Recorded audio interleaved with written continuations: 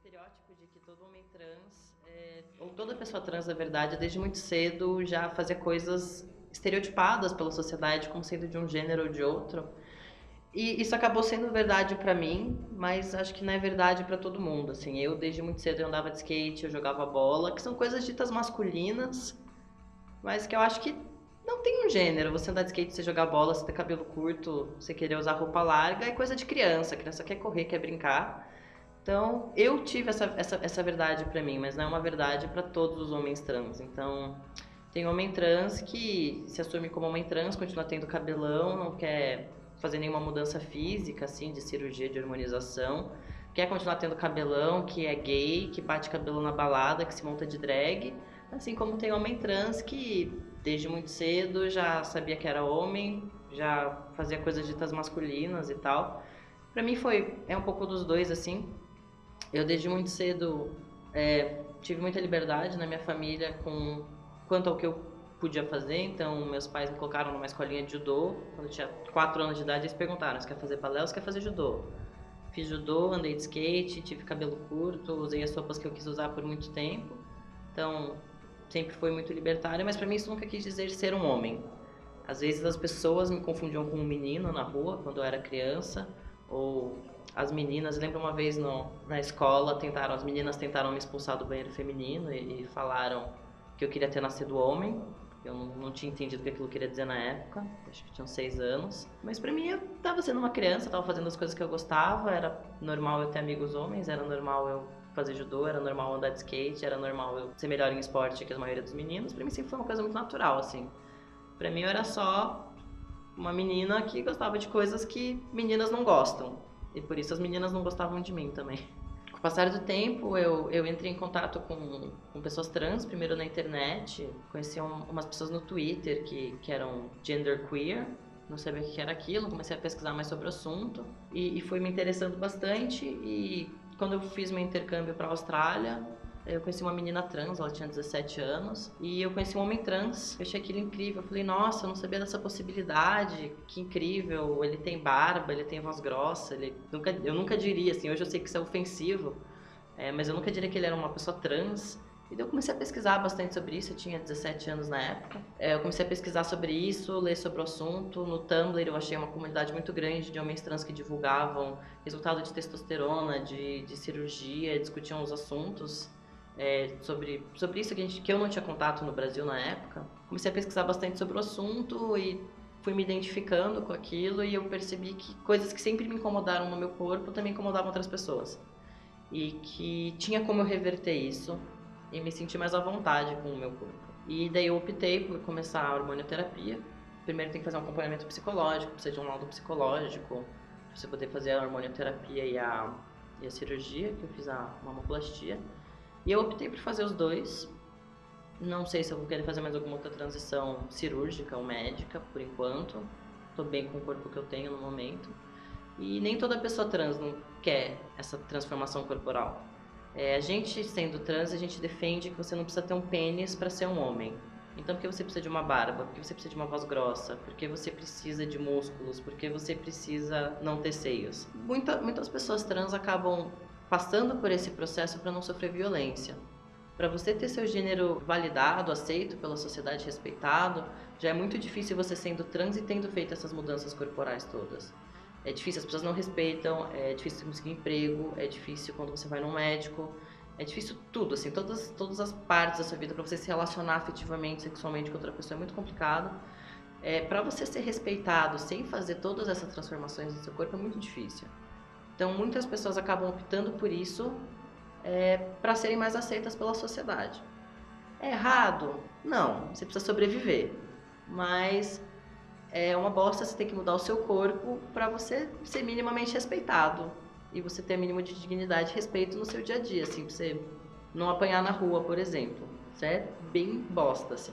Daí, quando você faz parte de uma minoria e já é tão difícil para ter o gênero validado socialmente, acaba que se cria um estereótipo que você tem que ser. Então tem um estereótipo de um homem trans que é bem aceito. Quando você vê uma matéria numa revista falando 10 homens trans lindos que você precisa conhecer, são sempre todos brancos, magrinhos, bombadinhos, com cirurgia, com uma barba bonita, sem espinha na cara, com uma voz máscula. E acaba que as pessoas, justamente para ter esse respeito, essa visibilidade positiva, acabam competindo muito entre si. Então quando você entra nos grupos do Facebook que são exclusivos para homens trans, acaba rolando essa cobrança de aí, quando que você vai começar a sua harmonização, quando que você vai cortar esse cabelo, quando você vai começar a ir pra academia, olha só que whey que eu tomo, eu faço esse exercício na academia. Eu tenho um cara que falou que toma 20 gemas de ovo por dia, no suco, ele bate o ovo no suco, ele só come ovo e batata doce e frango.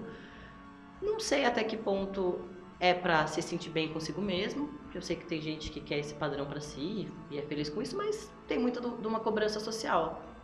E acaba rolando uma competição entre os homens trans.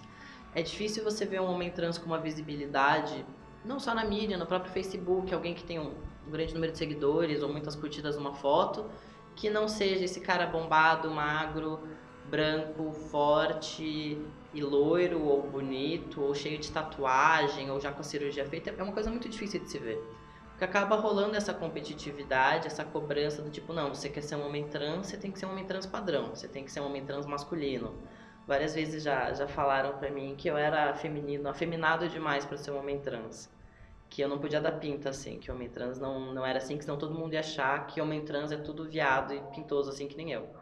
E eu não sou viado, assim, eu sou bissexual, isso nunca foi nenhum problema pra mim, mas tem muito homem trans gay que não é bem aceito entre os próprios homens trans. Como assim você virou homem pra pegar homem? É muito aquela mistura de gênero com sexualidade que rola na cabeça das pessoas e que rola fora. É muito raro você ver um homem trans namorando um homem cis, porque homem cis gosta mesmo é da neca desse tamanho, então você já não tem muita chance. E entre os próprios homens trans rola esse preconceito de que homem trans tem que ser hétero, tem que ser macho, tem que ser forte, tem que ser branco, quando na verdade eu acho que principalmente nós homens trans estamos aqui para destruir esse padrão de masculinidade, essa masculinidade hegemônica que é muito violenta para homens cis também, mas principalmente para nós homens trans. É uma masculinidade que é violenta pra gente e que a gente só percebe depois que a gente começa a estar nesse meio. Eu quando eu comecei assim, eu sempre fui uma sapatão super macho, e eu percebi que hoje em dia eu sou muito mais feminino do que eu era antigamente. Talvez seja porque eu mudei meu corpo, hoje eu tô confortável pra desmunhecar ou falar fino, não sei, andar de salto por aí. Porque hoje as pessoas vão me ver como um homem fazendo isso. E se eu fizesse isso antigamente, eu ia ser só mais uma mulher feminina. Não importa o quanto eu batesse o pé no chão e falasse, não, eu não sou uma mulher feminina. Esse é o que as pessoas iam ter. Então eu me sinto mais confortável pra fazer isso hoje em dia. Mas também porque é isso, é uma masculinidade violenta. Eu não quero ser um homem que agride mulheres para ser validado. E eu sei que eu tô num lugar de privilégio por falar isso, porque eu tô em São Paulo, eu não tô na periferia, eu tenho um emprego, eu não sou um homem negro e eu não preciso validar tanto a minha masculinidade. Existe uma crítica muito grande, não só dentro do próprio movimento de homens trans, mas fora dele também, de que homens trans são machistas. Alguns homens trans acabam reproduzindo esse machismo por uma questão de sobrevivência. Se eu for machista, eu tenho acesso à informação, eu não preciso disso para me validar e para sobreviver.